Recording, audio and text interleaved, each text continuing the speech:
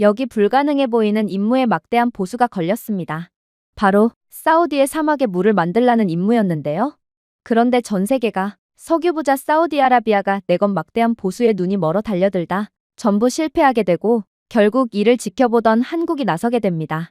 그리고 한국이 나서자마자 사우디에는 누구도 예상치 못했던 충격적인 변화가 시작되고 이는 전 세계를 경악의 도가니에 빠뜨렸다고 하는데요.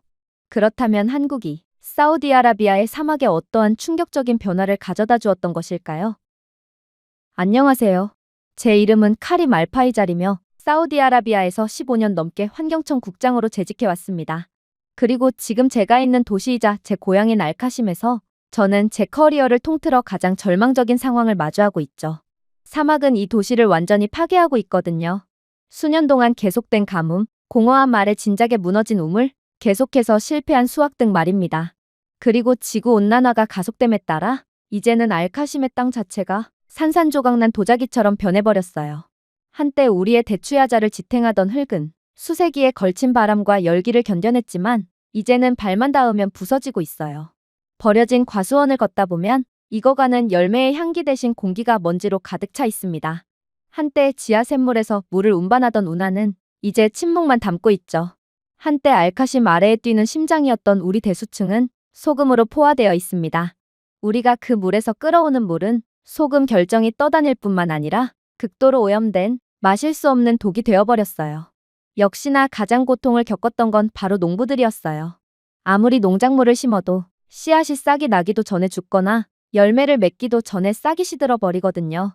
가축들은 마실 것이 아무것도 남지 않아 더위 속에서 쓰러지고 있죠.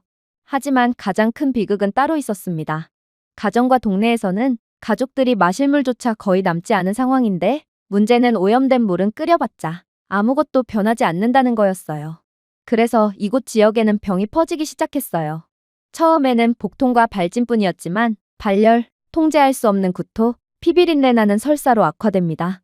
이제 의사들은 이곳 지역 주민들 중 대다수가 콜레라 및 기타 수인성 질병에 감염되었다고 말하고 있어요. 알카심의 부모님은 소식을 기다리며 복도에서 울고 있지만 이를 해결해야 할 저는 도저히 마땅한 방법이 떠오르지 않았죠. 하지만 이곳은 정말 신이 버린 지역인지 자연의 잔인함에 더해 더욱 심각한 문제가 찾아오게 되었습니다. 지난달 저는 리야드에서 편지를 받았어요. 사실 사우디 정부와 외국은행을 대표하는 공동협의회에서 알카심 개발 프로젝트에 자금을 지원하던 차였는데 편지에 담긴 메시지는 그것에 관한 것이었어요. 알카심이 다음 장마철, 즉 지금으로부터 4개월 후까지 지속 가능한 해결책을 제시하지 못한다면 개발 이니셔티브는 종료될 것입니다. 모든 투자는 철회될 것입니다. 우리는 더 이상 알카심을 위해 자금을 지원할 수 없습니다. 땅이 꺼지는 것 같은 느낌이 들었어요. 단순히 돈이 걸려있는 것이 아니었습니다. 그것은 생존이었습니다. 외부의 지원이 없었다면 수도 인프라를 개선할 어떠한 여지도 없어지게 되고 엔지니어의 급여도 없었으며 의약품 예산도 없었을 것입니다. 이는 알카심을 갈증으로 인한 내린 죽음이라는 운명에 굴복시키는 것을 의미했습니다. 그 편지의 여파로 지역 지도자 협의회가 모이게 되었어요. 손이 갈라진 농부들, 흰 수염을 기른 원로들 등 모두가 저에게 소리치고 답을 요구하며 기적을 요구하더군요. 사우디 정부와 외국 자본의 지원이 없다면 이곳은 죽음의 땅으로 변하고 말 것입니다. 수도 인프라 개선 프로젝트는 몇 년 전부터 계속해서 진행되었는데 왜 아직까지도 개선이 없다는 말입니까? 맞습니다. 정부는 알카심의 회복을 위해 몇 년 동안 어마무시한 자본을 투입했어요. 그런데도 알카심은 계속해서 죽음의 오염으로 물들어가고 있을 뿐이었고 그래서 저는 정부가 알카심에 들어가는 비용을 더 이상 감당할 수 없다고 판단한 것도 어느 정도 이해가 갔던 거였습니다. 처음에는 미국 팀이 저희를 구원해주러 왔어요. 그들은 이 분야에서 최고라고 인정받고 있었거든요. 하지만 사우디의 50도가 넘는 여름 더위에 그들이 건설한 우뚝 솟은 담수화 플랜트는 그대로 무너져 내리고 말았죠. 어찌어찌 건설한 플랜트도 결과는 마찬가지였어요. 사막은 곧 이빨을 드러냈고 모래를 실은 첫 번째 바람이 평원을 휩쓸자 몇 시간 만에 스마트 모듈이 고장나기 시작했거든요. 제어판은 정전되었고 모든 솔기와 모든 회로에 먼지가 스며들어 완전히 고장나고 말았습니다. 다음으로 의뢰를 맡긴 일본이나 유럽 국가들도 마찬가지였어요. 그들의 기술적인 명성은 과장되어 있을 뿐이었는지 50도 이상으로 넘어가는 사우디의 여름 더위와 모래폭풍에 펌프는 과열되고 밸브는 뒤틀렸습니다. 심지어 일본 측은 이러한 결함을 알고도 모른 척하기도 했으며 그들은 해결책을 약속했지만 몇 달이 지나도록 돌아오는 답은 없었어요. 그들의 신사적이고 예의 바른 모습은 입금이 되자마자 완전히 달라졌던 것입니다. 그렇게 모든 나라가 저희를 구원해주는 것에 실패하고 말았어요. 그리고 저희에겐 4개월 만이 남게 된 것입니다. 4년이 걸려도 해결하지 못할 문제를 4개월 안에 처리해야 한다니 이건 그냥 알카심은 끝이라는 사형 선고가 내려진 것과 다름이 없었어요. 하지만 그렇게 모든 것을 포기하려던 그때 저는 충격적인 제안을 하나 받게 되었습니다. 그건 바로 한국으로부터 온 제안이었어요. 이들은 바닷물에서 소금과 미생물을 분리하기 위해 플라즈마 이온 공정을 사용하는 소형 모듈을 개발한 상태고 기존의 플랜트 시스템보다 훨씬 낮은 에너지 소비로 깨끗한 물을 생산할 수 있다며 저희에게 역으로 제안을 해왔거든요. 하지만 더 충격적이었던 점은 이들이 요구하는 보수 금액은 말이 안 될 정도로 낮았다는 거였습니다. 한국 측은 기술력을 돈벌이의 목적보다는 어려운 사람들을 위해 사용하고 싶다는 박애주의적인 말을 해오더니 자신들이 사우디아라비아를 구원할 수 있다며 높은 자신감마저 내비쳤어요. 그러나 저는 신중에 신중을 거듭했습니다. 돈이 문제가 아니라 시간이었어요. 저희에겐 4개월밖에 남지 않았기에 한국에 이번 프로젝트를 맡긴다면 이건 저희에게 남은 마지막 프로젝트를 의미했거든요. 그리고 그들이 4개월 안에 모든 것을 완료할 수 있을 거라는 보장도 없었죠. 하지만 그때 저는 불현듯 10수년 동안 저희가 추구해온 해답은 어쩌면 우리를 항상 실패하게 만들었던 거인들에게 있지는 않을 수도 있다는 생각이 들었어요. 예상치 못한 곳에서 헤드라인을 장식하기에는 너무 작지만 사막을 거스를 만큼 강한 나라에서 구원이 올 수도 있었죠. 그래서 저는 곧바로 의회에 한국에 대한 제안을 소개하게 됩니다. 역시나 그들은 그저 비웃을 뿐이더군요. 미국과 유럽이 실패한 프로젝트를 작은 아시아 국가가 성공한다고요? 그건 불가능해요. 또 다른 아시아 국가요? 또 다른 속임수를 보일 뿐일 겁니다. 원로 중 한 명인 셰이크 마수드가 외쳤습니다. 미국과 유럽은 기술력이 부족했지만 일본과 중국은 기술력이 부족한 것뿐만 아니라 우리에게 사기까지 쳤어요. 그런데도 아시아 국가를 믿으라는 겁니까? 그들의 의심은 합리적이었습니다. 결함을 알고도 의도적으로 숨긴 뒤에 도망가버린 일본도 그랬지만 중국은 더욱 가관이었거든요. 그들은 크고 대담하며 자신감으로 가득 찬 상태로 외쳤습니다. 우리는 유럽이나 미국이 할 수 없는 일을 할 수 있고 비용은 그들의 10분의 1입니다. 심지어 중국 측은 수백 명의 일꾼들과 함께 사막을 군대처럼 가로질러 몰려들었습니다. 속도도 놀라웠죠. 며칠 만에 기초가 건설되고 몇 주 만에 파이프가 설치되었거든요. 특히나 시스템을 공개한 날 두꺼운 물줄기 속에서 파이프에서 신선한 물이 뿜어져 나왔기에 군중들 모두는 환호성을 지르며 예전의 중국이 아니라고 존경을 표했습니다. 하지만 그러한 환호는 일주일이 채 가지 않았습니다. 물은 노란색으로 바뀌었고 그 다음에는 갈색으로 변했거든요. 금속 냄새가 나고 썩은 냄새가 났어요. 값싼 합금으로 만들어진 파이프는 염수 아래에서 거의 즉시 부식되었고 최첨단이라고 불리는 필터는 며칠 만에 찢어지는 얇은 메쉬 시트에 불과했습니다. 그들의 탱크 중 하나를 열었을 때 아이가 손가락으로 밀 수 있을 정도로 큰 구멍을 발견했습니다.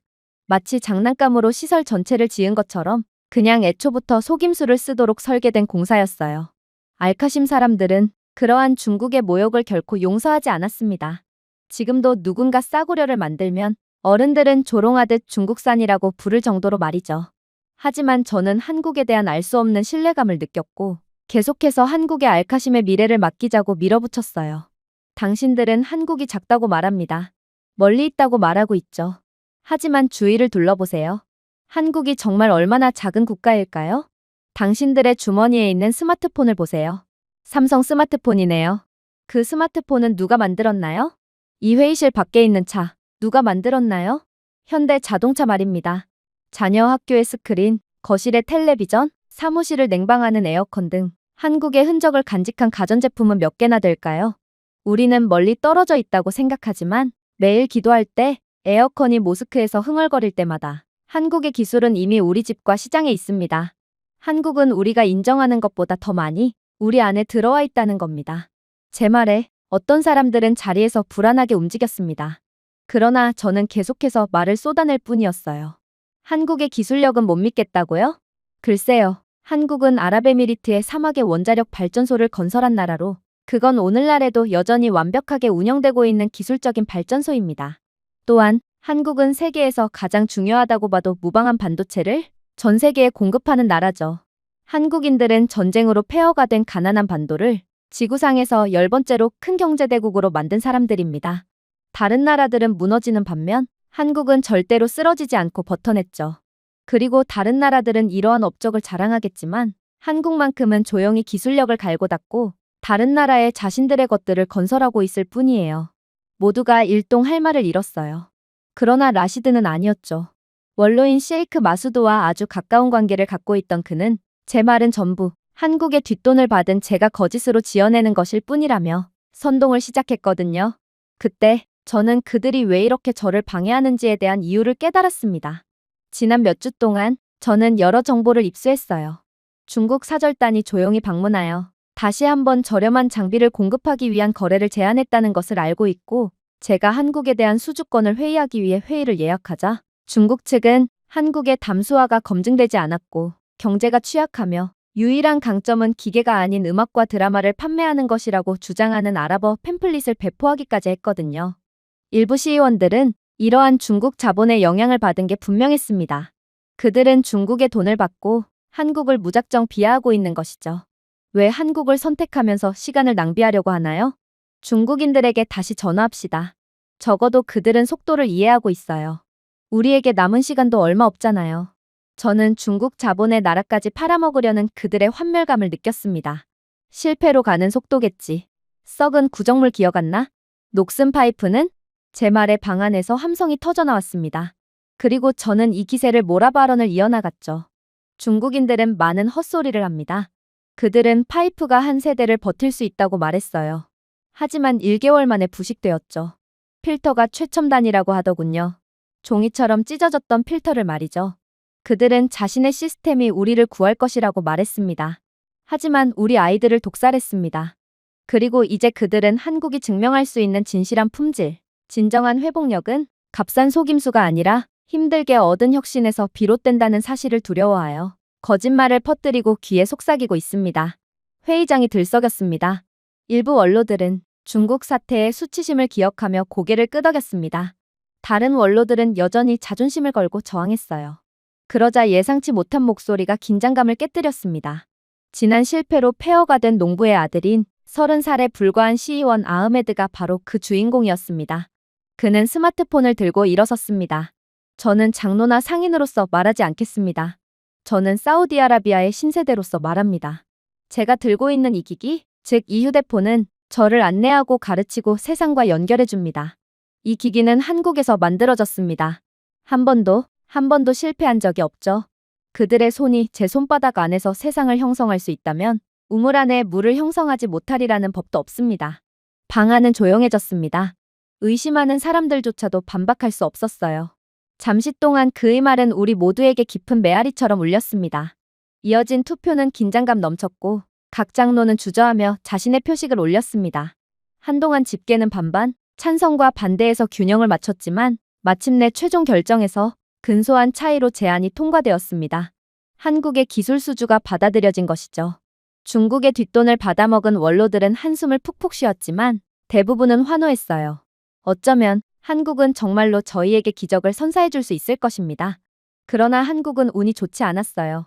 한국인들이 마침내 알카심에 도착한 날, 태양은 이미 용서할 수 없는 상태였고 거의 포장도로를 전부 녹여낼 것만 같았거든요. 저희는 의회 의원들, 종교 지도자들, 회의적인 사업가들로 구성된 대표단과 함께 그곳에 모였고 적어도 과거에 보았던 광경만큼 웅장한 광경을 기대했습니다. 당연했죠. 한국은 4개월 만에 프로젝트를 성공시켜야 합니다. 그러니 수많은 인력과 각종 대형 최첨단 장비들이 필요할 게 분명했어요. 미국은 성조기 휘장이 새겨진 제복과 각종 대형 상자를 든 50명의 엔지니어들과 함께 왔습니다. 중국은 거의 500명에 달하는 노동자 군대를 보내 강철을 운반하는 개미처럼 사막을 가로질러 행군했습니다. 모두가 한국은 그 이상의 모습을 보여줄 거라고 예상했어요. 하지만 한국인들이 모습을 드러냈을 때 저희 모두는 엄청난 실망을 할 수밖에 없었습니다. 이들은 고작 8명이었는데 그들은 관광객처럼 고작 여행 가방만을 가져왔고 이들의 모습은 너무나도 평범해 보였어요. 팡파르도, 경호원도, 끝없는 장비 호송도 없었습니다. 그들 뒤에는 지게차 위에 중형 상자 2개를 굴렸는데 우리가 한때 환영했던 거대한 기계와는 비교할 수도 없이 작은 것이었어요. 중얼거림은 즉시 시작되었습니다. 농담이지? 제 옆에서 셰이크 마수드가 쉿소리를 냈습니다. 8명? 이건 수학여행이 아니라 사우디아라비아의 국운이 걸린 프로젝트라고. 그들의 엔지니어 팀은 어디에 있지? 트럭은 어디에 있는 거야? 또 다른 사람이 조롱 섞인 목소리로 중얼거렸습니다. 한국인들이 정중하게 고개를 숙이며 인사를 할 때도 참석한 대부분의 사우디인들은 이미 고개를 젓고 있을 뿐이었어요. 심지어 몇몇은 공개적으로 웃기도 했습니다. 한 관료는 일본인들은 더 많은 병력을 보냈지만 결국 실패했어. 이 정도로 소수의 한국인들이 어떻게 우리에게 희망을 가져다 줄 수가 있겠어? 라고 비웃었습니다. 하지만 한국인들은 그러한 의심을 그저 여유 있게 넘길 뿐이었어요. 그들은 아직도 너무나도 자신만만했죠. 그리고 한국인들은 곧 놀라운 모습을 보이기 시작했어요. 다른 국가들에서 온 엔지니어들은 고급 숙소에서 며칠이나 머물며 쉬다가 작업에 들어갔지만 한국인들은 그저 작업지에 간단한 조립식 대피소 기지를 세우더니 곧바로 작업에 들어갔거든요. 한국인들은 고급 숙소나 개인 숙소 대신 전기, 그늘막, 현지 지하수 접근만을 요구했습니다. 저는 깜짝 놀라서 그들에게 물어봤어요. 아니, 어떻게 제대로 쉬지도 않고 곧바로 작업에 들어갈 수가 있죠? 당신 같은 사람들은 처음이에요. 그러자 한국인 엔지니어들은 그저 씩 웃을 뿐이었어요. 일정이 급하다고 하지 않으셨나요? 그리고 안 그래도 이곳 주민들은 지금도 물 때문에 고통받고 있는데 한시라도 급한 상황에 여유를 부리고 있을 시간은 없죠. 이들의 이러한 겸손하고 이타적인 태도에 모두가 할 말을 잃고 말았어요. 결국 한국의 규모를 보고 우습게 여겼던 모든 이들은 서서히 한국인들에게 마음을 열게 되었습니다. 몇몇은 그들에게 차를 내오기도 했고 식사를 대접하기도 했어요. 그런데 이런 상황에서 한국인들이 보인 반응은 모두를 경악시키고 말았습니다. 음식이 제공될 때 이들은 현지인들이 먹는 대로 식사를 했거든요. 유럽인들처럼 포크와 칼을 요구하지 않고 손으로 같은 접시에서 나눠 먹었습니다. 기도 시간에도 마찬가지였어요. 한국은 현지 문화를 존중하는 국가인지 모든 한국인 엔지니어들은 즉시 일을 멈추고 조용히 옆으로 물러나 존경의 뜻으로 목소리를 낮췄거든요. 하지만 조롱이 완전히 사라진 것은 아니었습니다. 한국인들이 소형 드론, 휴대용 태양광 발전기, 이른바 나노파 정화 장치라는 장비를 공개하자 몇몇 관료들은 웃음을 터뜨렸거든요. 그게 다야? 이건 아이들의 과학 실험이야. 한 관료가 짖었습니다. 거대한 파이프, 거대한 필터는 어디에 있나요? 이건 주방 가전제품처럼 보이네요. 그들이 장난감 헬리콥터로 우리 밭에 물을 줄 계획인가요? 또 다른 사람은 드론이 공중으로 날아오자 야유를 보냈습니다. 하지만 한국의 책임자인 강 박사는 침착함을 유지했습니다. 그는 논쟁하지 않았어요. 대신 침묵을 요구하는 제스처를 취하며 부드럽게 말했습니다. 우리 한국인들은 사막을 정복하는데 거인이 필요하지 않다고 믿습니다. 정확성만이 필요할 뿐이죠. 일주일이면 제 말을 이해할 수 있을 것입니다. 당연히 아무도 믿지 않았죠. 일주일이요? 일본인들은 사우디아라비아까지 오는 데만 일주일이 걸렸어요. 그런데 도대체 일주일이라는 짧은 시간에 무엇을 할 수 있단 말인가요? 하지만 이들의 드론이 기수의 센서를 내리고 실시간 데이터를 화면에 전달하자 웃음은 사라졌습니다. 염분, 박테리아 수, 미네랄 수치 등 수치가 나타났습니다. 이건 그 어떤 국가들에서도 이렇게 빨리 측정할 수 없었던 정보입니다. 그런데 한국인들은 몇 분 만에 지하수의 전체 프로필을 지도에 표시했어요. 강 박사는 당신들의 물은 식염수일 뿐만 아니라 염소의 내성이 있는 박테리아를 운반합니다. 큰 여과 공장은 어려움을 겪을 수 있지만 한국의 나노 웨이브 공정을 통해 이러한 병원균을 즉시 중화할 수 있습니다. 그리고 이 시스템은 휴대가 간편합니다. 가장 필요한 곳에 운반할 수 있어요. 라는 충격적인 말을 건네왔어요. 그리고 그가 마침내 손짓하자 2명의 한국인 팀원이 남자의 가슴보다 높지 않은 세련된 원통을 앞으로 굴렸고 표면은 연마된 강철처럼 반짝였습니다. 얇은 패널이 펼쳐지면서 희미하게 파란색으로 빛나는 복잡한 코일과 방출기 배열이 드러났습니다. 미국인들이 남긴 거대한 담수화 플랜트나 중국인이 버린 값싼 제품과는 전혀 다른 모습이었습니다. 이것은 작고 우아하며 조용한 힘으로 살아있었어요. 그리고 마침내 강 박사가 스위치를 누르자 기계가 윙윙거리는 소리를 내며 공기 중에 잔물결이 퍼지는 것처럼 미묘한 진동을 일으켰습니다. 현지 책임자는 즉시 알카심의 독이 든 우물에 물이 담긴 양동이를 들고 나왔어요. 당연히 물은 염분, 녹, 부패 등으로 완전히 형편없었죠. 그런데 한국인들이 그 썩은 물을 흡입구에 붓자 놀라운 일이 일어나기 시작했습니다. 고주파 공명이 공기를 채우더니 이내 강 박사는 물은 이제 깨끗해졌으니 마셔도 된다고 말해왔거든요. 이 장치는 플라스마로 생성된 나노파, 즉 원자 수준에서 물 분자를 타격하는 초고주파 진동을 사용합니다. 소금, 박테리아, 심지어 바이러스도 이 파동에서는 살아남을 수 없어요. 염분, 박테리아, 중금속은 즉시 물에서 분리되고 당연히 화학물질도 폐기물도 남지 않게 되거든요. 이건 전 세계에서 오직 한국만이 개발해낸 신기술이지만 사실 원리는 간단해요. 물 분자는 극성이지만 소금이온은 극성이 아니거든요. 그리고 박테리아는 특정 주파수에서 붕괴하는 막을 가지고 있죠.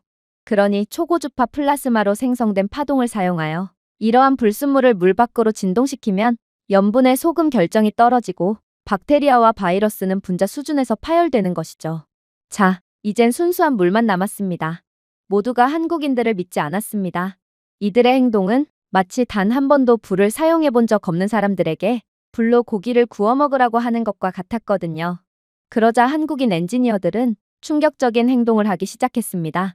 한국 엔지니어 중 한 명인 이준호 씨는 유출소와 연결된 투명한 튜브를 들어 올렸습니다. 그리고 그 물을 그대로 유리잔에 따라서 벌컥벌컥 들이켰죠. 그 똥물을 먹다니 모두가 경악을 할 수밖에 없었어요. 하지만 동시에 물을 마셔본 지 오래되었던 저희 모두는 침을 꼴깍 삼키며 그 장면을 지켜보고 있었습니다. 그리고 그중 한 소녀는 저희가 말릴 새도 없이 잔을 들어 물을 벌컥벌컥 들이켰죠. 아이의 눈이 커졌습니다.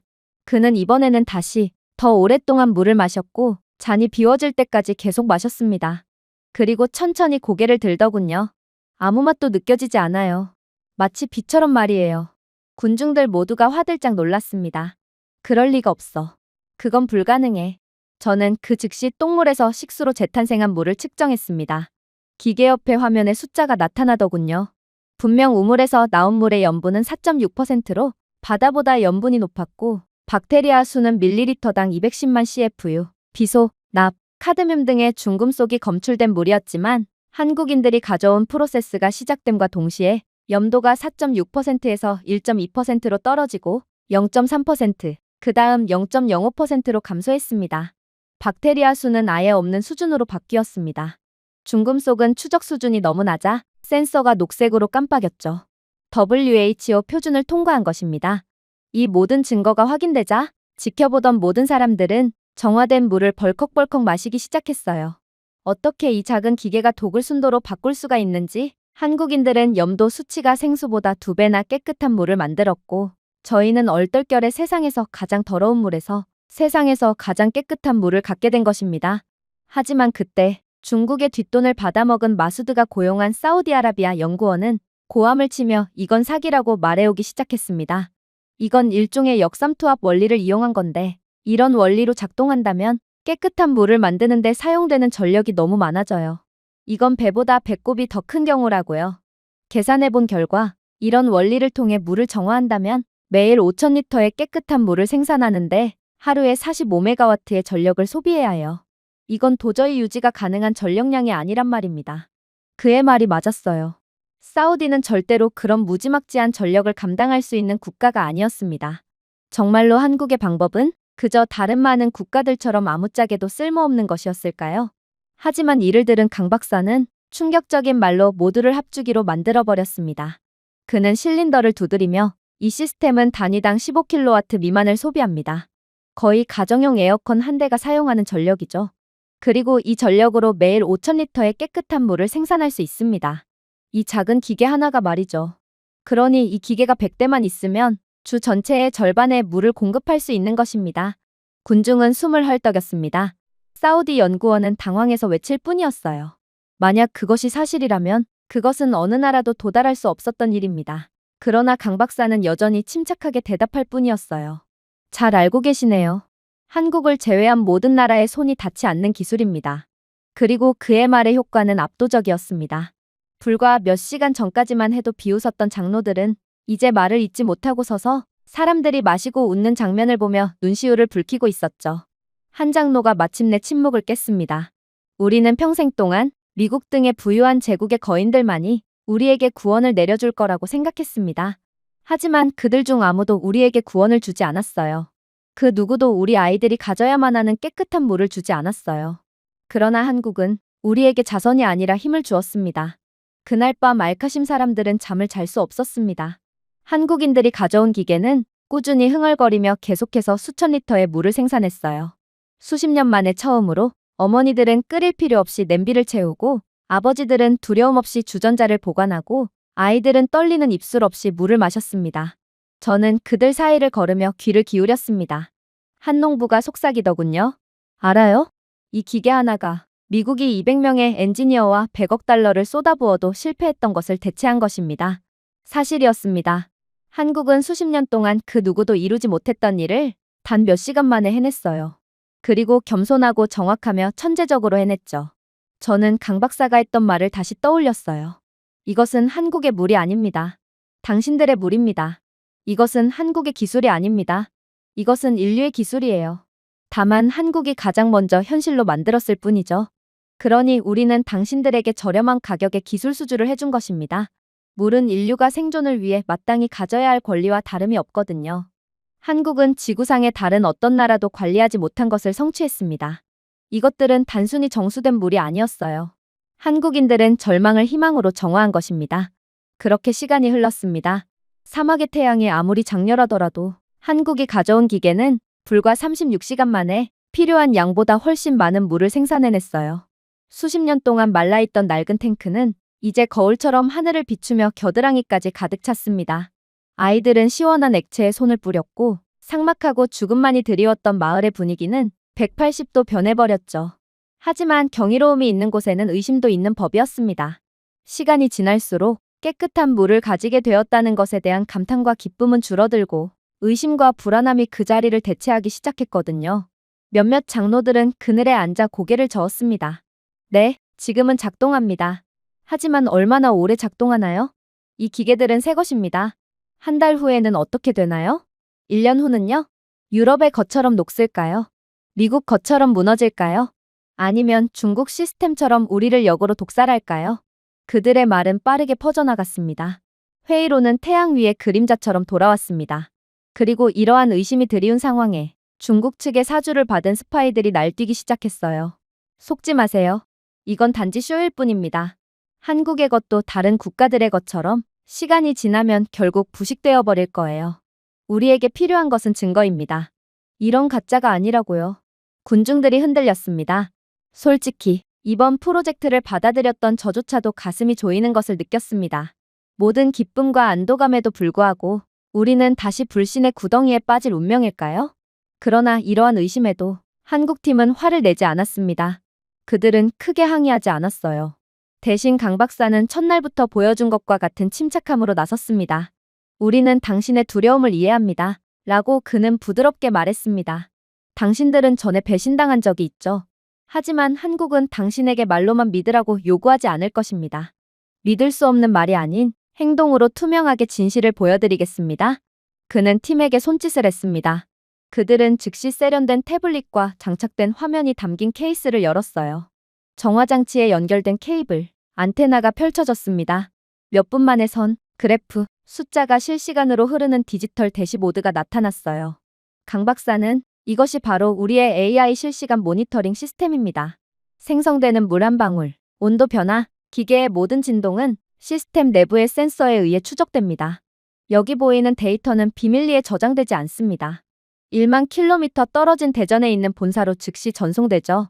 그리고 한국의 자체 기술력으로 개발한 인공지능 시스템에 의해 분석됩니다. 결함, 오류, 오염을 절대로 놓치지 않기 위해서죠.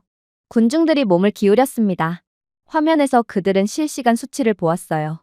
물 출력 103만 7천 리터, 염분 0.012%, 박테리아 0, 에너지 사용량 12.7kW. 수치가 초당 업데이트되었습니다. 한 한국인 엔지니어가 화면을 두드리며 확대했어요. 이 차트는 지난 36시간을 보여줍니다. 곡선이 보이시나요? 생산량은 중단 없이 꾸준히 증가했습니다. 이 차트는 항상 세계보건기구 기준보다 낮은 염도를 보여줍니다. 이 차트는 AI의 예측 유지보수 경고를 보여주죠. 이미 18시간째에 2호기의 플라스마 코일 온도가 약간 상승하는 것을 감지했어요. 그리고 더 큰 문제가 발생하기 전에 자체 시스템으로 수정했죠. 그래서 이러한 무지막지한 온도에도 깨끗한 물이 계속해서 흐르는 것입니다. 마을 사람들이 중얼거렸습니다. 일부는 여전히 확신이 서지 않은 채 찡그린 표정을 짓더군요. 당신들이 데이터를 숨길 수도 있잖아요. 일본은 결함이 있는 것을 알고도 그저 모른 척하며 돈만 받고 그대로 철수해버렸어요. 당신들이 일본처럼 하지 않으리라는 것을 어떻게 믿죠? 그러자 강 박사는 희미하게 미소를 지었습니다. 그럼 우리를 믿지 마세요. 당신들 자신의 눈을 믿으세요. 그는 다른 화면을 꺼냈습니다. 그러고는 제게 그 태블릿을 넘겨주었어요. 여기에는 저희가 보는 것과 같은 시스템과 연결되어 있습니다. 즉, 당신들도 저희가 보는 수치를 똑같이 볼 수가 있다는 것입니다. 직접 물을 테스트하면 숫자가 여기에 표시돼요. 시스템은 거짓말을 할 수가 없으니 당신들은 한국을 의심할 필요가 없을 것입니다. 이제 모든 회의감은 거의 사라졌어요. 하지만 한국인들은 더욱 충격적인 행동을 하며 저희 모두를 완전히 경악의 도가니로 몰아넣을 뿐이었습니다. 그들은 태블릿 중 하나의 라이브 비디오 링크를 열었어요. 갑자기 흰색 코트를 입은 한국 엔지니어들이 콘솔에 앉아있고 거대한 화면이 데이터로 가득 찬 광활한 통제실의 이미지가 나타났습니다. 안경을 쓴 한 한국인 남성이 고개를 숙이더군요. 대전에서 인사드립니다. 알카심의 모든 지역을 실시간으로 모니터링하고 있습니다.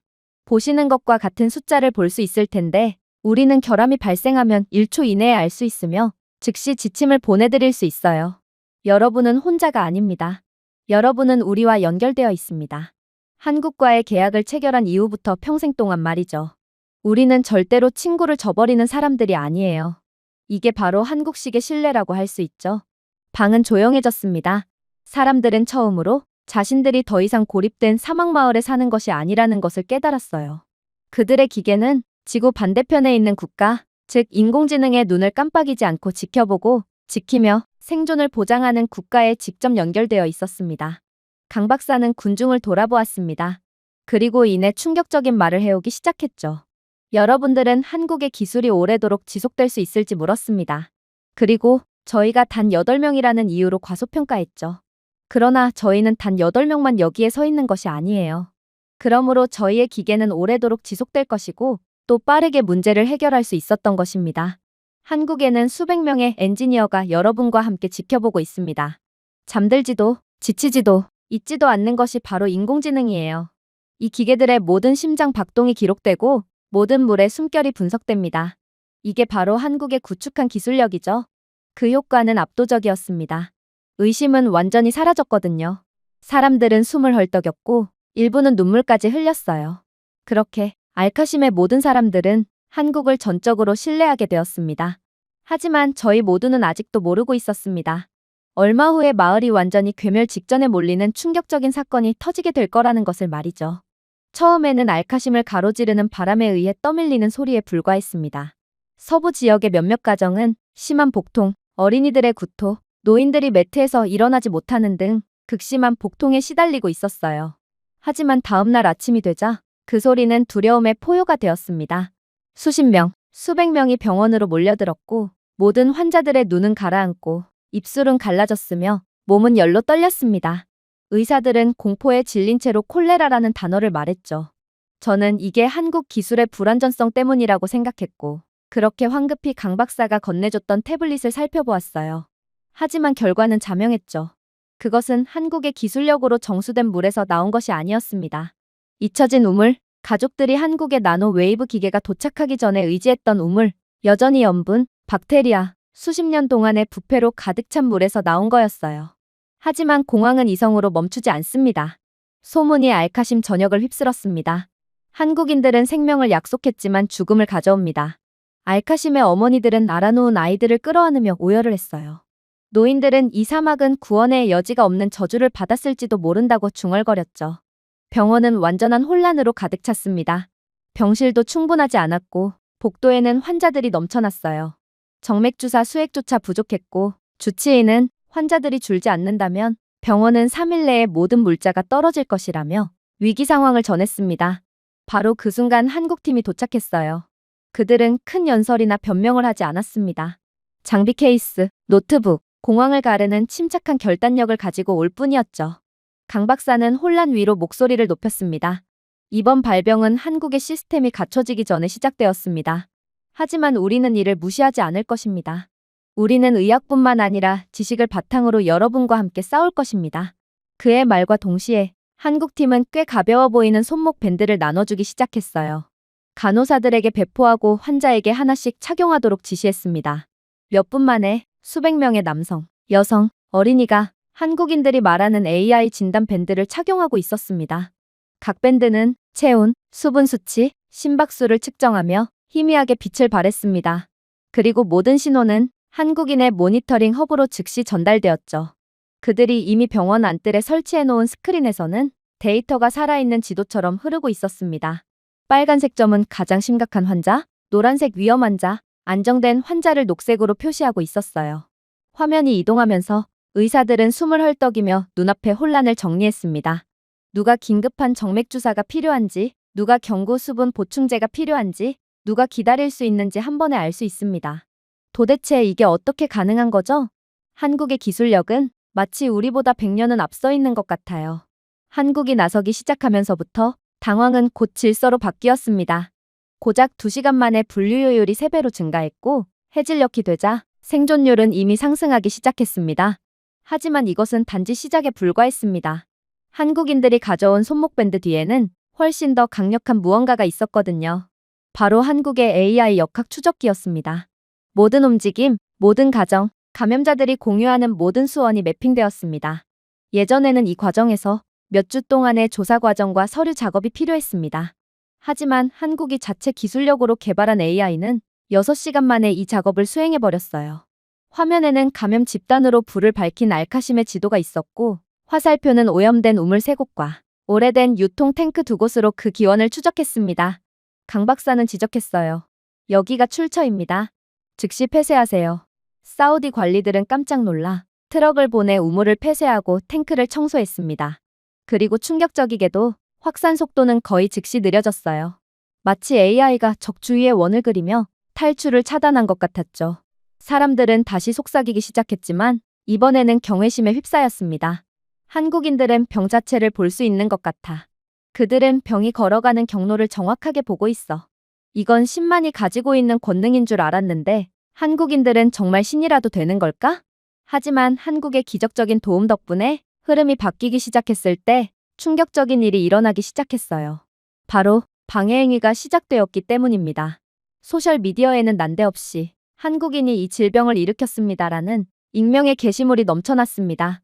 나노파 장치 옆에서 아이들이 쓰러지는 모습이 담긴 조작된 동영상이 등장했어요. 도대체 누가 이런 짓을 했을까요? 알카심의 모든 주민들은 이미 한국은 공격자가 아니라 구원자임을 전부 다 인지하고 있는 상황임에도 말입니다. 그리고 이러한 한국에 대한 비하 소식은 시간이 갈수록 더욱 거세졌어요. 그 이유는 중국 공급업체에서 할인된 가격으로 제공한 수입 의약품 배송이 진작부터 오염된 것으로 밝혀져 복용자들의 상태가 악화되었기 때문인데 정체불명의 세력이 이에 대한 독박을 전부 한국에 뒤집어 씌우며 모든 책임은 한국에 있다는 허위 정보를 유포했거든요. 동시에 병원의 네트워크가 흔들리고 환자 기록이 사라졌으며 몇몇 의료 장비까지 오작동을 하기 시작했습니다.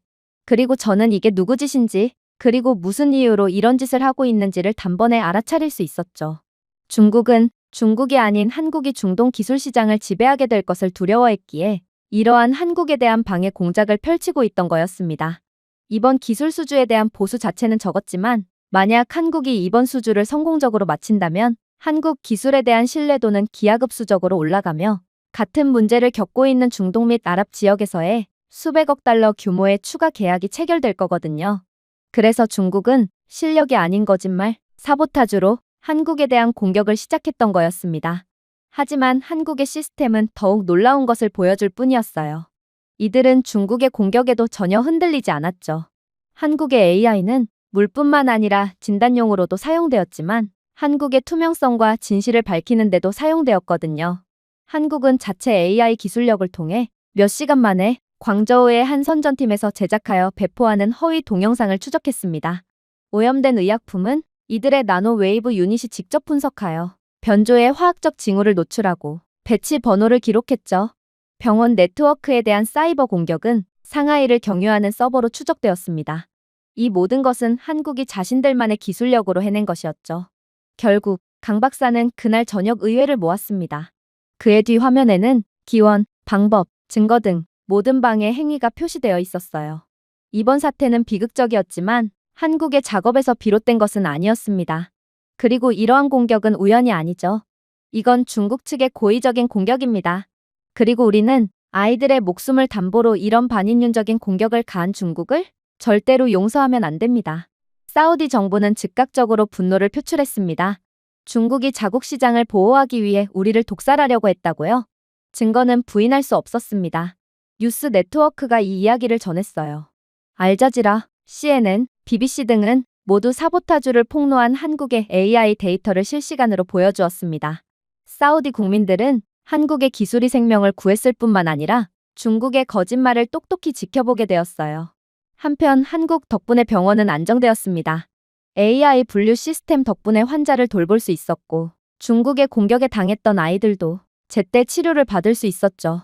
그리고 역학 추적기는 6일 이내에 발병이 완전히 억제될 것이라고 정확하게 예측했기에 모든 환자들로 하여금 안정감을 주었어요. 주말이 되자 최악의 상황은 지나갔습니다. 오염된 우물은 봉인되었고 병든 사람들은 치유되고 있었으며 한국인들은 외지인들이 아니라 자연과 파괴에 반대하는 구원자들로서 두 번이나 저희를 구원한 신과 다름없는 존재로서 서 있었습니다. 리야드에서 장관들이 파견 오기 시작했어요. 한 장관은 의자에 등을 기댄 채 한국은 물을 정화하러 왔지만 이제 우리는 그들이 진리 자체를 정화할 수 있다는 것을 알게 되었습니다. 라고 말했습니다. 잠정적이었던 대규모 계약은 피할 수 없게 되었어요. 한국인들은 이제 단순한 공급자가 아니라 사우디의 강력한 파트너가 된 것입니다. 한편 베이징에는 침묵만이 있었죠. 그들의 도박은 실패로 돌아갔습니다. 그들은 한국의 부상을 막으려 했고 대신 자신들의 속임수를 드러냈어요. 그러나 아랍 세계가 지켜보고 있었고 한때 중국 제품에 개방되었던 문조차도 죄다 닫히기 시작했습니다. 그리고 그 중국을 대체할 자리에는 서울이 있었죠. 물론 한국은 중동 및 아랍 지역뿐만 아니라 전 세계적인 관심과 신뢰를 얻기도 했습니다. 알카심의 승리는 전 세계적인 광경이 되었거든요. 워싱턴에서 도하에 이르는 뉴스 매체들은 한때 먼지만 있던 죽음의 땅에서 수정처럼 맑은 물이 흐르는 모습을 다시 보도했습니다. 분수대에 물을 뿌리는 아이들, 밭에 물을 주는 농부들, 두려움 없이 물을 잔을 채우는 가족들 등 모든 장면이 사막의 기적으로 방송되었어요. 그리고 그 중심에는 한국이라는 이름이 계속해서 반복되었습니다. 어쩌면 한국은 이번 프로젝트의 성공 덕분에 더욱 막대한 경제적인 이익을 얻을 수도 있을 것 같았어요. 그러나 스포트라이트가 밝아지면서 그림자도 밝아졌습니다. 한국의 실패에 수십억 달러를 걸었던 사람들에게 한국의 부상은 기적이 아니라 위협이었고 또다시 중국 측의 공격이 시작되었거든요. 공격은 깜빡이는 소리로 시작되었습니다. AI 시스템을 모니터링하는 제어실 화면이 한 번, 두 번 깜빡였다가 검게 변했어요. 심장 박동처럼 맥박이 뛰던 그래프가 움직임 도중에 얼어붙었습니다. 매 순간 업데이트되는 숫자도 멈춰버렸고 펌프까지 전부 느려졌다가 멈췄습니다. 그리고 꾸준히 흘러나왔던 물은 이내 멈추고 말았어요. 밖에서는 소문이 빠르게 퍼졌습니다. 물이 멈췄어요. 사람들이 울부짖었습니다. 군중들이 탱크 근처에 모였는데 이내 시민들은 빈 항아리를 움켜쥐며 절망의 신음소리를 낼 뿐이었죠. 그러나 한국인들은 당황하지 않았습니다. 강 박사의 얼굴은 굳어졌지만 목소리는 단호했어요. 이건 기술력의 실패가 아닙니다. 이것은 외부 세력의 공격이에요. 그리고 우리는 싸울 것입니다. 그는 팀에게 비상 모드로 전환하라고 명령했습니다. 몇 초 만에 그들은 안전한 위성 업링크에 연결되었습니다. 바로 한국 대전에 있는 본사로 연결되었어요. 수천 킬로미터 떨어진 곳에서는 사이버 방어부서 전체가 이미 깨어 있었습니다. 그리고 한국에 있는 기술자들과 실시간으로 소통을 나누던 강 박사는 AI 알고리즘을 손상시키려 하고 있는 침입자들에 맞서 싸우고 있다며 구체적인 실시간 설명을 건네오기 시작했어요. 걱정 마세요. 사이버 공격은 21세기의 가장 강력하고도 무서운 공격이지만 한국은 이미 이에 대비하고 있거든요. 무거운 방화벽에 의존하는 미국이나 애초에 사이버 보안 기술이 형편없는 유럽과는 달리 한국은 실시간으로 학습할 수 있도록 설계된 인공지능을 만들어 자동으로 적을 섬멸할 수 있어요. 보세요. 해커들이 밀어붙이고 있지만 한국의 방어 시스템은 이러한 공격에 적응하고 있잖아요. 서버에 허위 신호가 범람하면 AI는 밀리초 만에 패턴을 인식하고 필터링한 다음 부하를 재조정하고 있어요. 악성 코드가 모니터링 소프트웨어에 묻으려고 하면 AI는 파편을 격리하고 해부한 다음 자체 면역 체계를 다시 작성하여 재발을 방지하죠. 그야말로 한국의 방어는 단순한 방어가 아닌 반격에 가까운 것입니다. 그렇게 1시간 만에 AI는 가짜 유럽 서버 중동 프록시를 통해 베이징의 단일 IP 주소 클러스터로 공격의 출처를 추적했습니다. 증거는 부인할 수 없었어요. 모든 키 입력, 모든 악성 데이터 패킷에는 지문이 있었습니다. 그리고 이러한 증거는 오직 한국의 기술력만이 찾아낼 수 있었죠. 한편 알카심에서는 마을 주민들이 불안한 마음으로 지켜보았습니다. 우리는 한국을 믿었습니다. 이 모든 것이 일시적이었나요? 다른 나라들처럼요? 하지만 의심이 최고조에 달했을 때 내부 화면이 다시 살아났습니다. 그래프가 급증하고 숫자가 증가하며 펌프가 다시 작동하기 시작했어요. 탱크에서 다시 물이 쏟아져 나와 대기 중인 양동이와 병에 쏟아졌습니다. 기도를 외치는 소리보다 더 큰 환호성이 밖에서 터져나왔고 마을 전체에 울려 퍼졌습니다. 강 박사는 군중에게 말을 걸기 위해 나섰습니다. 그의 얼굴은 땀으로 얼룩져 있었고 눈은 매서웠습니다. 중국은 우리를 막으려고 했습니다. 그들은 당신의 물을 막으려고 했습니다. 하지만 우리는 여전히 여기에 있어요. 그리고 우리는 부서지지 않을 것입니다. 그의 말은 불보다 더 빨리 퍼졌습니다. 다음 날 아침 국제 네트워크는 알카심에서 생중계되었습니다. CNN은 한국 엔지니어들이 중국의 대규모 사이버 공격을 저지하고 사우디 사막에 다시 물이 흐르게 만들었습니다. 라고 보도했습니다. BBC는 베이징을 직접 가리키며 데이터 트레이를 보여주었습니다. 알자지라는 마을 주민들과 인터뷰를 진행했습니다. 화면이 검게 변하는 것을 보았지만 다시 빛이 나는 것을 보았습니다. 보이지 않는 적을 물리쳤습니다. 한국은 우리에게 생명을 불어넣었습니다. 진실은 부인할 수 없었어요. 중국의 또 다른 발버둥은 결국 또다시 패배로 결말을 맞이했습니다. 심지어 그들의 공격은 전 세계에 드러났는데 전 세계는 물없이 고통받고 있던 사람들을 괴롭히는 중국에 대한 어마무시한 비난을 가하며 중국이라는 나라의 이미지는 결코 회복될 수 없을 만큼 갈갈이 찢겨버렸습니다. 물론 알카심 사람들에게 이 교훈은 잊을 수 없는 것이었죠. 기계가 작동하는 것을 보았고 물이 흐르는 것을 보았지만 이제는 회복력이라는 더 큰 것을 보았기 때문입니다. 한국은 단순한 영리한 엔지니어들의 나라가 아니었습니다. 한국은 보이지 않는 적들에 맞서 승리할 수 있는 나라였고 모든 사람들이 한국을 전적으로 신뢰하게 되었죠. 어쩌면 자신들의 나라인 사우디아라비아보다 더욱 말입니다. 그리고 중동 전역에서 지도자들은 한국의 활약을 주의 깊게 지켜보았습니다. 그들은 유럽이 실패하고 미국이 비틀거리고 일본이 흔들리고 중국이 배신하는 것을 보았습니다. 그리고 이제 그들은 한국이 혁신가로서뿐만 아니라 보호자로서 부상하는 것을 보았어요. 그날부터 계약은 더 이상 담수화에 관한 것이 아니었습니다. 더 깊은 것에 관한 것이었습니다. 한국과 협력하는 것은 안전, 진실, 회복력을 선택하는 것이었어요. 그리고 오랫동안 깨진 약속으로 상처받은 지역에서 석유보다 금보다 더 가치가 높았습니다. 그리고 전 세계는 이러한 기적을 보고 깊은 감명을 받았는지 너나 할 것 없이 특집 영상을 제작하기 시작했어요. 남성들은 포기했던 농사를 다시 할 수 있었고 여성들은 드디어 주방에서 설거지를 할 수 있었어요. 배전선이 연장된 중앙 광장에서는 물줄기가 탱크, 저수지, 수로로 쏟아져 나왔고 모든 마을 주민들이 이를 거의 신처럼 여기며 기뻐했어요. 그럼에도 한국인들은 자랑하지 않았습니다. 그들은 그저 한 발 물러서서 지켜볼 뿐이었죠. 심지어 그들은 주말까지 2,000톤을 약속했지만 대신 AI 최적화와 실시간 모니터링으로 강화된 나노파 시스템은 10배로 확장되었습니다. 센서는 염분, 병원균, 심지어 중금속을 추적하기 위해 파동 주파수를 지속적으로 조정했고 에너지 효율은 예상치를 뛰어넘는 수준이었는데 한국은 태양광 발전기와 적응형 전력 저장 장치를 결합하여 한때 발전소 전체에 필요했던 것을 달성하기까지 했습니다. 이는 그야말로 엔지니어링의 기적과도 같았죠.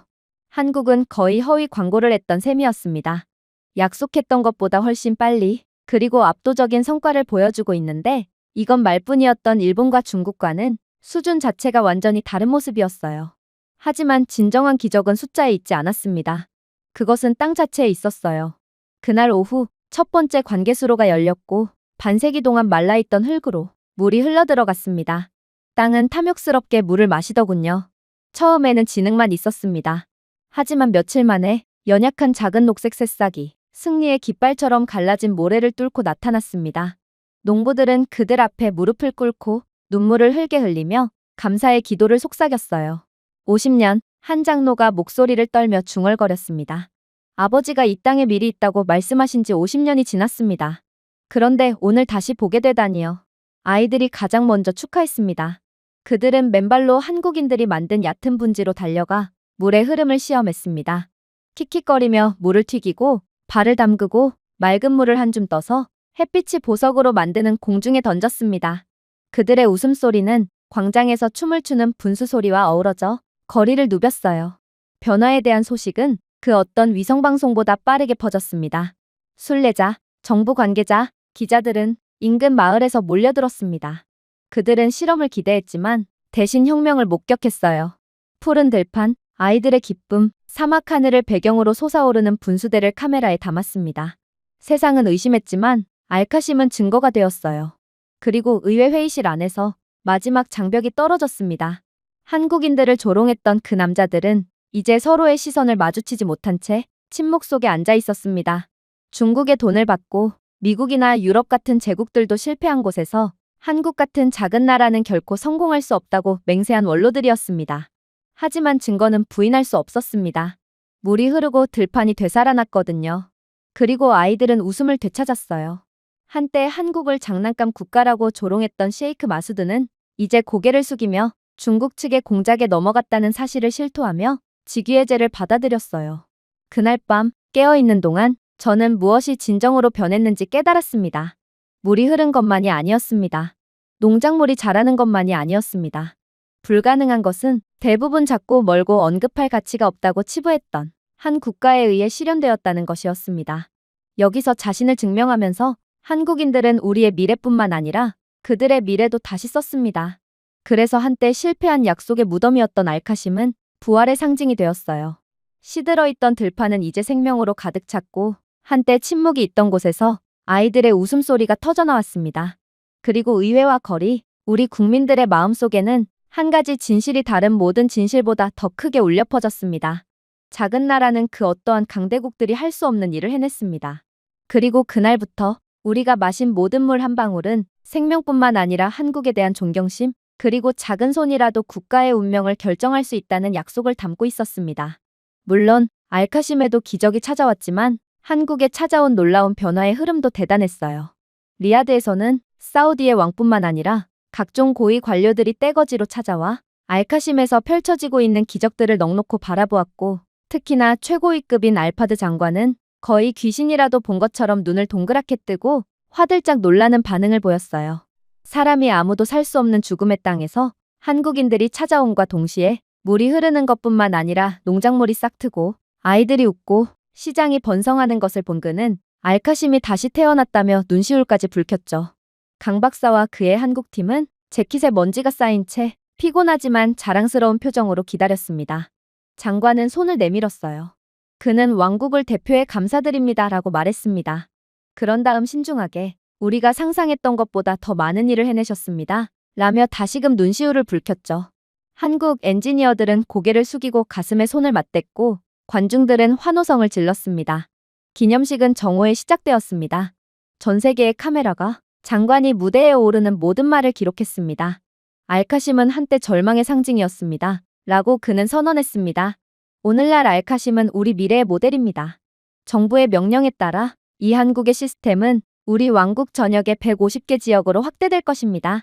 북쪽에서 남쪽 해안, 모든 사막, 모든 농장, 모든 도시가 오늘 이곳에서 볼 수 있는 물을 느낄 수 있게 될 것입니다. 안내방송이 천둥처럼 울려 퍼졌습니다.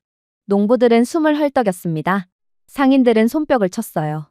어머니들은 공개적으로 눈물을 흘렸죠. 한국인들은 믿기지 않는다는 표정을 주고받았습니다. 150개의 지역은 그들의 예상보다 훨씬 더 광활한 사업이었습니다. 어쩌면 한국은 석유가 나지 않는 국가지만 기술을 수출함으로써 산유국인 사우디보다도 훨씬 많은 이익을 가져갈 수 있을 것처럼 보였죠.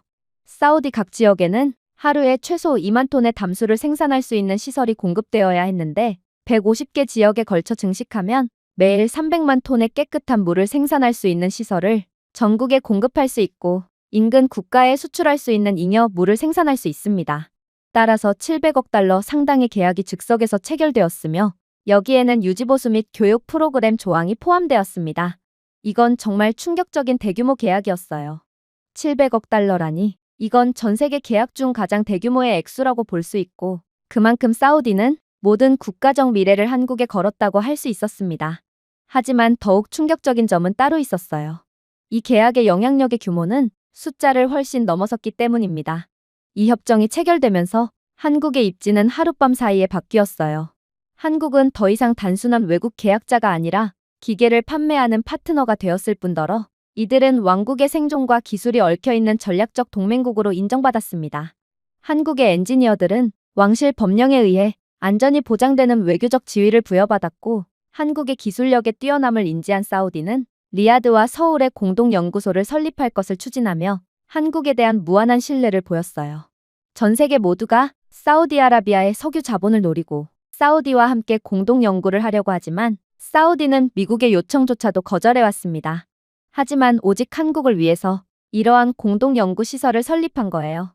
심지어 사우디 정부는 사우디 학생 1만 명에게 한국에서 공부할 수 있는 장학금을 약속했는데 이건 그야말로 사우디의 모든 미래 자산들을 한국에 투자하겠다는 선포와 다름이 없었습니다.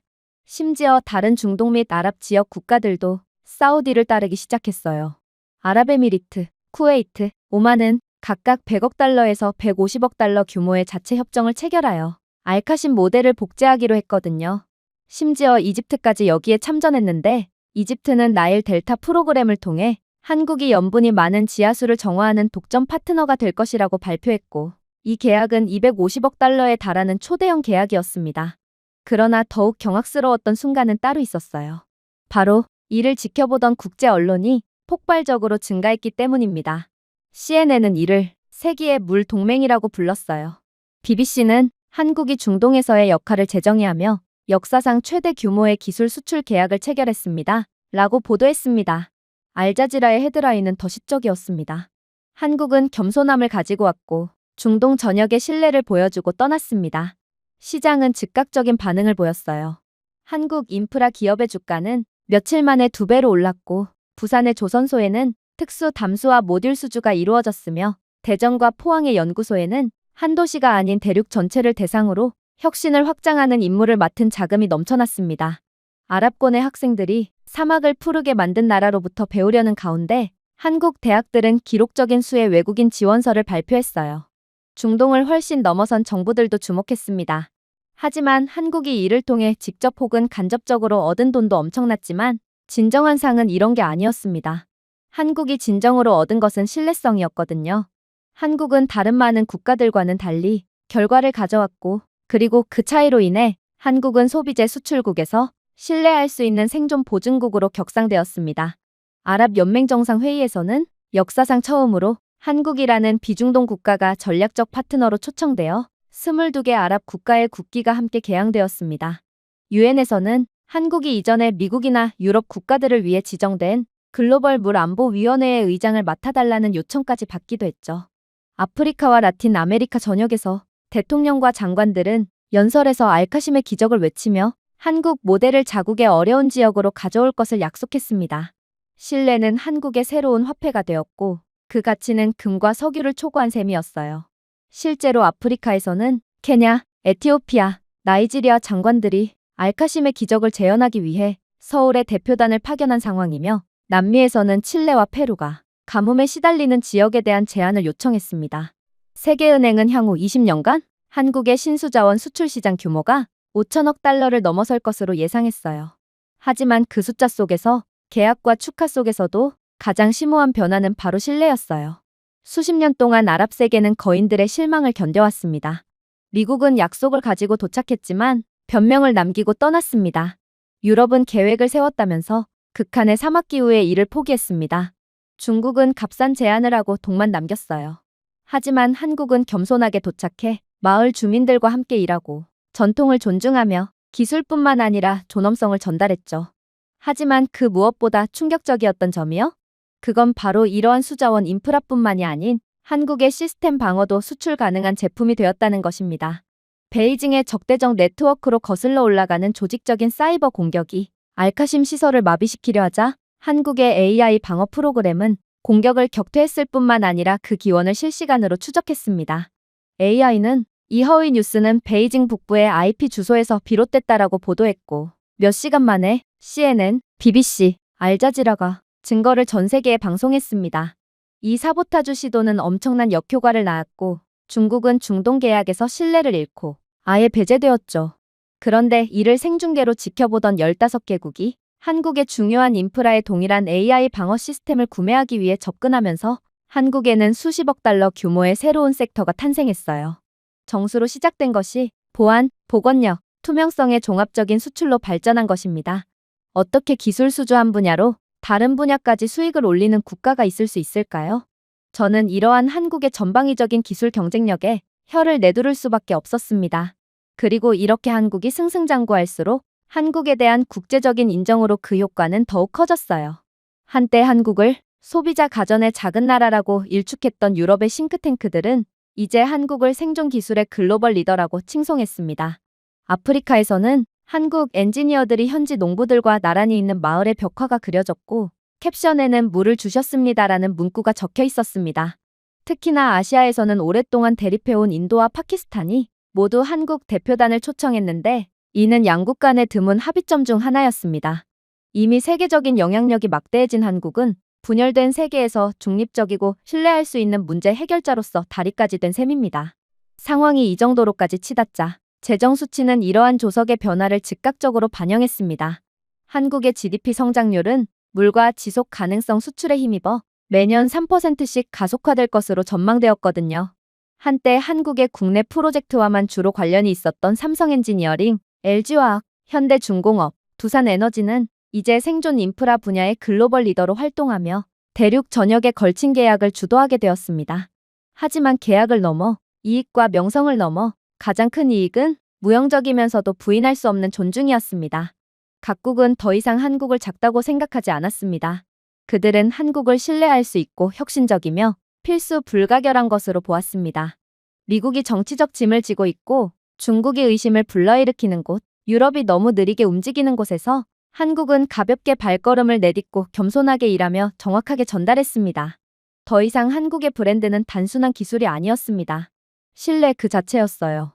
저는 이러한 극적인 변화를 지켜보면서 몇 년 전 알카심에 서서 한때 먼지만 날렸던 밀밭이 흔들리는 모습을 보고 있었을 때를 회상했습니다. 본격적인 위기가 시작되었을 때 절망에 빠진 우리가 했던 말이 떠올랐어요. 우리는 아이들을 구하기 위해 물 한 방울만 달라고 애원했습니다. 그러나 오늘날 마을 광장마다 분수대가 춤을 추고 아이들이 관계수로에서 물장난을 하고 신선한 농산물 트럭이 먼 시장으로 떠났어요. 그리고 그 중심에는 한국이 있었습니다. 한국은 우리에게 물만 준 것이 아니었습니다. 한국은 사막의 미래의 씨앗을 심은 셈이었죠. 그 과정에서 그들은 이익보다 더 큰 것, 즉 세계에 대한 존중과 감사, 작은 나라가 자신보다 훨씬 더 큰 국가의 운명을 형성할 수 있다는 지식을 전해주었습니다. 제가 준비해온 내용은 여기까지입니다. 끝까지 시청해주셔서 진심으로 감사드리며 여러분들의 구독과 좋아요, 알림 설정은 영상 제작에 큰 힘이 됩니다. 이상 세모튜브였습니다.